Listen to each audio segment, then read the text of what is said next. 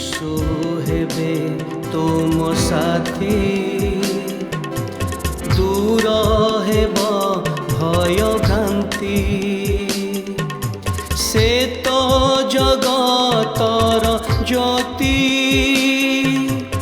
अंधकार हेब इति। प्रात ज्योति, प्रात ज्योति, जीवन जला प्रात ज्योति। प्रिय दर्शक बंधु नमस्कार। ईश्वरंकर अनुग्रह ईश्वरंकर दया पाई आम ईश्वर को धन्यवाद करूँ। पुनर्बार आज एक नूतन सकाळ आम जीवन रे से देखा सुजोग देइछन्ति। ईश्वरंकर अनुग्रह को स्मरण करू करू ईश्वर को धन्यवाद देउ देउ आपण मानकु मध्य मु धन्यवाद देवा पाई चाहे। एवं विशेष करी आज रे विशेष कार्यक्रम प्रात ज्योति को आपण मानकु विशेष स्वागत जणाए। ईश्वरंकर अनुग्रह रु एई कार्यक्रम द्वारा आपण मानक सहित साक्षात होबार सुजोग हुए। ईश्वर आमनक जीवन अनुग्रह प्रदान करिसेंति। भिन्न भिन्न भावरे आमनकु सामर्थ्य करिसेंति। ईश्वर आमनकु भिन्न भिन्न प्रकार अनुग्रह दान देइसेंति। अनेकंकर जीवन रे प्रचुरता अछि, अनेकंक जीवन रे प्रचुरता नाही, तथापि ईश्वरंकर अनुग्रह सदा सर्वदा आमनक जीवन रे अछि। आजिर कार्यक्रम रे आमाने आलोचना करिबा परोपकारिता। आमे गत एक अध्याय रे मध्य एई विषय उपरे आलोचना करिथिलु। परोपकारिता कोन? परोपकारिता अन्य मानकर आवश्यकता होउथबा समय रे सेमानंकु सहाय्य करिबा। मोर प्रिय दर्शक बंधु माने, मनुष्य जीवन जेते सहज सेते कठिन मध्य। मनुष्य जीवन को अतिबाहित करिबा, मनुष्य जीवन रे बंचिबा जेते सहज सेते कठिन मध्य, जेते सरल सेते जटिल मध्य।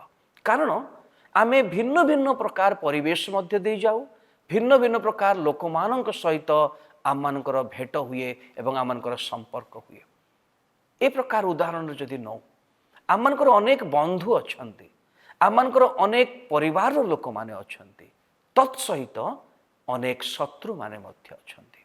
तेबे आजिर आलोचना परोपकारिता यह कि प्रकारे मु एवं आपण माने माने व्यवहार करिबा। कारण परोपकार करिबार बेले बेले इच्छा तो हुए, बेले बेले इच्छा हुए नहीं मध्य। निज लोक मानक मध्य रे मध्य साहाय्य करिबार मन आमମାନଙ୍କର आसे नहीं, एक अनिच्छा आमମାନଙ୍କର सृष्टि हुए। किंतु जेते बेले आमे ए प्रकार भिन्न भिन्न लोक मानक मध्य रे अछु, तेबे कि प्रकारे परोपकार को आमମାନଙ୍କ जीवन रे आमे संश्लिष्ट करिबा बा जोड़िबा। मोर प्रिय दर्शक बंधु माने, ईश्वरंकर वाक्य आपणको प्रेरणा दब जे कि प्रकारे एई जीवन रे मो पाखरे यथेष्टता थाउ कि यथेष्टता न थाउ, तथापि सेई समय रे मु कि प्रकारे अन्य मानकर उपकार करिवे। पवित्र शास्त्र बाइबल आमनको एक सुंदर एवं बलिष्ठ शिक्षा प्रदान करे। ताहा जदि मु आपण मानक निमंते पढ़िबी, एई शास्त्रांश रे प्रभु जीशु ख्रीष्ट एक महान आज्ञा, एक महान आदेश देइछन्ति, जहा जगतर साधारण मनुष्य किंबा कोनोसी ज्ञानी मनुष्य ताहा देई पारिबे नाही। एक उपयुक्त शिक्षा ताहा में जदि पढ़िबा, लूक लिखित सुसमाचार 6 अध्याय तार 35 पद रे प्रकार लिखा अछि, मात्र तुम्भ मानकर शत्रु मानंकु प्रेम कर एवं सेमानंकर मंगल कर, पुणी परिशोधर आशा न रखी ऋण दियो, ताहले तुम्भ मानंकर पुरस्कार प्रचुर हेबो ओ तुम्भे माने परात्परंक संतान हेबो। कारण से अकृतज्ञ ओ दुष्ट मानंक प्रति कृपावान अटंती।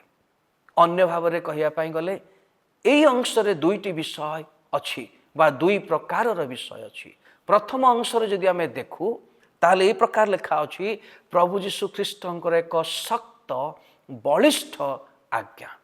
जड़े स्वाभाविक मनुष्य भाव में यह बुझापी भी कष्ट एवं करने कष्ट। निजर लोक मानू तमें प्रेम करिपरिबा, निजर परिवार लोक मानू तमें स्नेह आदर करिपरिबा, साहाय्य करिपरिबा, किंतु प्रभु ତାଙ୍କ ଦୃଷ୍ଟିକୋଣରେ ତାଙ୍କର ଲୋକମାନଙ୍କୁ କୁହନ୍ତି ଶତ୍ରୁମାନଙ୍କୁ ପ୍ରେମ କର। ପ୍ରଭୁ ଯୀଶୁ ଖ୍ରୀଷ୍ଟ ନିଜେ ଏଇ ଦୃଷ୍ଟାନ୍ତ ଏଇ ଉଦାହରଣ ସେ ଦେଖେଇଛନ୍ତି।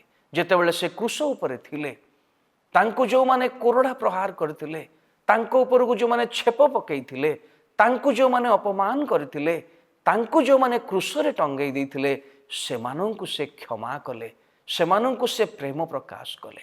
ଶତ୍ରୁମାନଙ୍କୁ ପ୍ରେମ କରିବା ଏହା କଷ୍ଟସାଧ୍ୟ କିନ୍ତୁ ଅସମ୍ଭବ ନୁହେଁ, କାରଣ ପ୍ରଭୁ ନିଜେ ମନୁଷ୍ୟ ହେଇ ତାହା କରି ଦେଖେଇଛନ୍ତି ଆମମାନଙ୍କ ଜୀବନରେ। ଆମମାନଙ୍କୁ ଏ ପ୍ରକାର ବିଷୟ କୁହାଯାଉଛି ଯେ ଶତ୍ରୁମାନଙ୍କୁ ପ୍ରେମ କରିବା।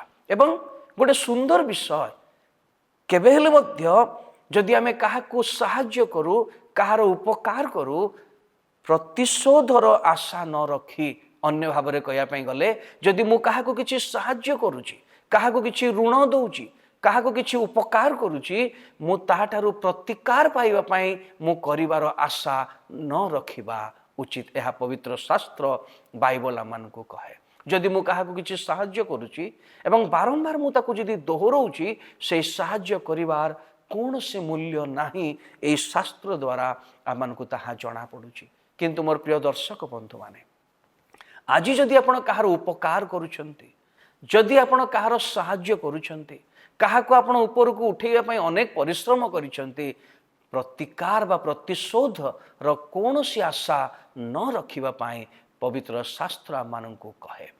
ମୋର ପ୍ରିୟ ଦର୍ଶକ ବନ୍ଧୁମାନେ, ଆଜି ଯଦି ଆପଣଙ୍କ ଜୀବନରେ ଅନ୍ୟମାନଙ୍କୁ ସାହାଯ୍ୟ କରିବାର ବିଷୟର ଅଭାବ ଅଛି, ମନରେ କୁଣ୍ଠିତ ମନ ଆସେ, ଅନିଚ୍ଛା ଆସେ, ବିଭିନ୍ନ ପ୍ରକାର ପ୍ରଶ୍ନ ଆସେ, ସେ ସମସ୍ତ ବିଷୟକୁ ଏଡ଼େଇ ଦିଅନ୍ତୁ।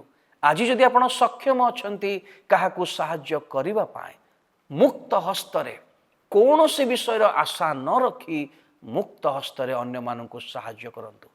କେବଳ ନିଜର ଲୋକମାନଙ୍କୁ ନୁହେଁ, କେବଳ ନିଜର ପରିଜନକୁ ନୁହେଁ, ନିଜର ବନ୍ଧୁମାନଙ୍କୁ ନୁହେଁ, କିନ୍ତୁ ଶତ୍ରୁମାନଙ୍କୁ ମଧ୍ୟ ପ୍ରେମ କରିବାର ଏକ ବଳିଷ୍ଠ ବିଷୟ ଆପଣଙ୍କର ଜୀବନକୁ ଆପଣ ନେଇ ଆସନ୍ତୁ।